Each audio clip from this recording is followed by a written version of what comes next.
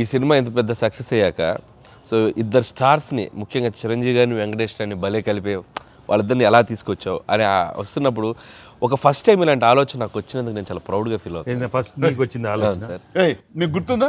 రాజా రాజా రాజా రాజా అనిపించే మా నాన్నగారు నాయుడు గారు ఆయన ఫస్ట్ రాజా మీ ఇద్దరితో సినిమా తీయాలి రాజా, నువ్వు ఎప్పుడు ఇస్తావు చెప్పాడు. నేనే మీరు ఎప్పుడు కథ రెడీ రెడీ అండి, నేను వెంకితో చేయడం ఇదేముంది నా బ్రదరు కచం చేస్తా అంతా మీ దగ్గర చేయడం మరీ ఆనందం అన్నాను. అలాగే రాజా నేను కథ వస్తా అన్నారు, అది కుదరలేదు. ఏదో ఫస్ట్ నీకే వచ్చేటట్టుగా నువ్వే అనుకున్నట్టుగా ఏం అక్కర్లేదు బాబు, కానీ తిరు బాబు సరే. Anyway that is blockbuster thought. అది మూవీ మొగల్ అది కాదు, కానీ ప్రొడ్యూసర్ అడగాలి ఇట్లాగా. మీరిద్దరికి వెంకితోటి చేయాలని మాకు అనిపించిన తర్వాత మీ దగ్గర ప్రపోజల్ పెట్టిన తర్వాత మీరు బడ్జెట్ వైజ్ కానీ ఇంకో రకంగా కానీ ఇద్దరు భరించగలం అన్న టెన్షన్ కానీ ఏదైనా అనిపించింది? అయితే వావ్ గుడ్ ఐడియా వావ్ అనిపించింది ఆయన మనకి ఎప్పటి నుంచో అనుకున్నాం కదండి వెంకీ సార్తో చేయాలి మనం, వీ షుడ్ మీకు అనిపిస్తుంది. So I have been waiting for that time. So luckily ఇప్పుడు అనిల్ గారు ఐడియా తోటి దిస్ డ్రీమ్ కేమ్ ట్రూ. అది డెఫినెట్లీ ఇంకా ప్రొఫెషనల్ ఇది లేదు కాబట్టి, కానీ బాగా రాడు తేలిన సాహు ఏమో చెప్పాలి ఈ విషయం. లేదు సార్, ఎప్పుడైతే అసలు ఇద్దరు కలిసి సినిమా చేయడం అనేది అది డ్రీమ్లో కూడా రాదు సార్. ఒక పెద్ద హీరోతో చేయడం అనేది ఎవరైనా ట్రై చేస్తారు అవుతుంది, కానీ ఇద్దరు పెద్ద హీరోలతో కలిపేది అనేది మన డ్రీమ్ కూడా రాదు. అది నాకైతే అసలు ఆ ఇద్దరు ఉన్నారనగా నాకు ఇంకేం అర్థం కాలేదు. కొన్ని రోజులు అయితే నేను అనిల్ని పిచ్చెక్కిచ్చేసాను. ఒక్కోసారి ఆ సబ్జెక్ట్ ఇది అనుకుని ఫ్రీ చేయగానే ఆ సబ్జెక్ట్కి అప్పటి నుంచే సక్సెస్ కళలు కనపడుతుంటాయేమో అనిపిస్తుంది నాకు. ఈ సినిమా ముఖ్యంగా ఇది నువ్వు అనుకున్న దగ్గర నుంచి నయనతార ఉంటే బాగుంటుంది, ఆ ఫ్రెండ్ క్యారెక్టర్గా వెంకటేష్ గారు ఉంటే బాగుంటుంది అనుకున్నది, ఒక చిన్నోడు బుడ్డోడు క్యారెక్టర్ వాడు, కానీ ప్రతిదీ సక్సెస్ తాలూకా అవన్నీ కూడా ఆటోమేటిక్గా జరిగిపోయింది. ఇది డెస్టిన్ టు హ్యాపీ అనిపిస్తుంది. ఎందుకంటే నయనతార మనం అడిగిన తక్కువ టైం అంత డేట్లు ఇస్తాం మనం ఊహించలేదు. ప్లస్ మనం అనుకున్న దానికి తను ఏమైనా ఓవర్లోడ్ అవుతుందేమో ఇన్ టర్మ్స్ ఆఫ్ బడ్జెట్ కానీ ఇలా అన్నీ అనుకున్నాం, కానీ అన్నీ అలా కుదురుతూ వచ్చినాయి. ఇంకా మీ అదృష్టం ఏంటంటే మంచి సీజన్లో పట్టాం ఈ సినిమా. అండ్ ఇవన్నీ దీన్ని ఎలా చూస్తున్నావు నువ్వు? ముఖ్యంగా అమ్మాయి ఈ సినిమా కుదరటం అని ఎలా చూస్తావు? అంటే ఫస్ట్ నాకు ఇప్పటికి ఆశ్చర్యం, ఎలా ఒప్పించావు అమ్మాయి చేత ఇవి ప్రమోట్ చేయించడం అన్నది? అంటే ఫస్ట్ చాలామంది ఆప్షన్స్ అనుకున్నప్పుడు సార్ నాకు మైండ్లో కొడతా ఉంది, మీకు వేలు చూపించి వార్నింగ్ ఇవ్వటాలు, మీ ముందు అలా అసలు మీరు అమ్మాయిని చూసి కొద్దిగా అలా బెరుకుగా ఉండటాలు, ఆ కటౌట్ ఎవరో ఒక పెద్ద కటౌట్ లేకపోతే ఇది వర్కౌట్ కాదు, టోటల్ సినిమా అంతా మిస్ఫైర్ అయ్యే అవకాశం ఉంది, ఎవరిని పెట్టినా కూడా అసలు ఆర్టిఫిషియల్గా ఉంటుంది అని నయనతారగానే ముందు సాహు గారికి థ్యాంక్స్ చెప్పాలి సార్. ఎందుకంటే ఆ ఛానల్ని ఎక్కువసేపు కదిపి ఇది చేశారు. తర్వాత సుస్మిత గారు అటు నుంచి నరుక్కొచ్చారు. వీళ్ళిద్దరు బ్యాక్ ఎండ్లో ఒక వర్క్ చేసి పెట్టారు. చేసి పెట్టాక నాకు ఫోన్లోకి టచ్లోకి వచ్చింది అమ్మాయి. కథ చెప్పాక ఫస్ట్ కథ బాగా ఎగ్జైట్ అయింది సార్. కథ బాగా ఎగ్జైట్ అయింది. ఎగ్జైట్ అయ్యాక చిన్న టెక్నికాలిటీస్ ఇష్యూస్ జరుగుతున్నాయి. ఇంకా అమ్మాయి కష్టమేలేమో అనే స్థితికి వచ్చింది.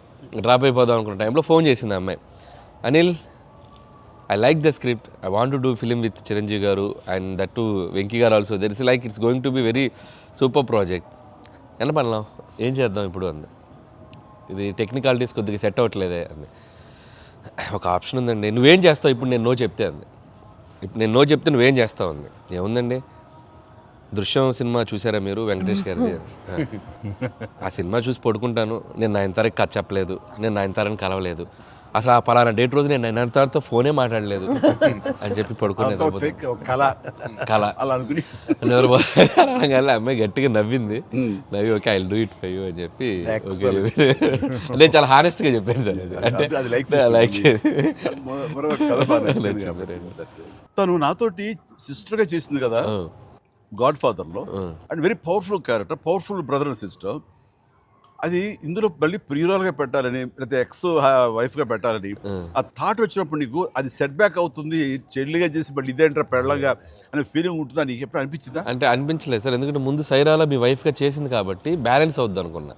ఒకవేళ ఎవరైనా అడిగినా అక్కడ సైరా చూడవా వెళ్ళి అని మనం చెప్పొచ్చు కదా అని చెప్పి బ్యాలెన్స్కి ఒక సినిమా ఉంది కాబట్టి ధైర్యంగా వెళ్ళిపోయింది. కానీ ఇది కొత్తగా తెలుసా, ఇప్పుడు రమ్యకృష్ణ ఉంది, చక్రవర్తి అనే సినిమాలు నాకు చిల్లిగా చేస్తాయి, తర్వాత మళ్ళీ ముగ్గురు మన గారు ప్రియులు చేస్తారు.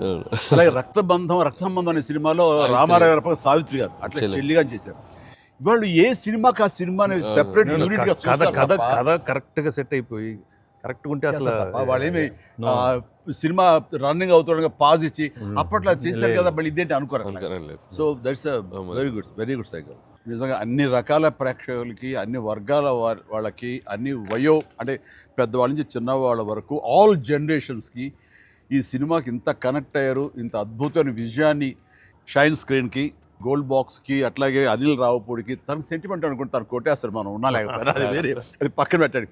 సో వెంకీ గారికి మాకు ఇంత ఆనందాన్ని ఇచ్చి, ఇంత పెద్ద సక్సెస్ని ఇచ్చి నిజంగా చెప్తాను మనస్ఫూర్తిగా కృతజ్ఞతాపూర్వకంగా నిజంగా ఆడియన్స్కి మేము ఎప్పుడు రుణపడి ఉంటాము. అండ్ నా మిత్రుడు, సోదర సమానుడు వెంకీ చాలా పెద్ద మనసుతోటి ఈ సినిమా ఒప్పుకొని దానికి పూర్తి స్థాయిలో మనసావాచ కర్మని ఇన్వాల్వ్ చేసి ఇది ఇంత రక్తిగడ్డానికి ఫినిషింగ్ వచ్చేసరికి సినిమా ఆ మరో లెవెల్ వెళ్ళడానికి కారణమైనటువంటి నా మిత్రుడు కూడా మీ అందరి సమక్షంలో నా హృదయపూర్వక ధన్యవాదాలు తెలియజేస్తాను.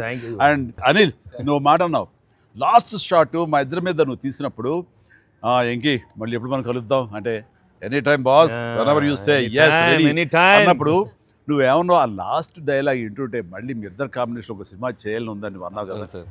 నిజంగా చెప్తాను ఈ రోజున నువ్వు బెస్ట్ స్క్రిప్ట్తో రా, నాది చిన్న క్యామియో అయినా పర్వాలేదు, మెయిన్ లీడ్గా మా బ్రదర్ నువ్వు తీయి, అందులో నేను మళ్ళీ ఇలాంటి క్యామియో వేసి అక్కడ నేను నిలబెడతాను.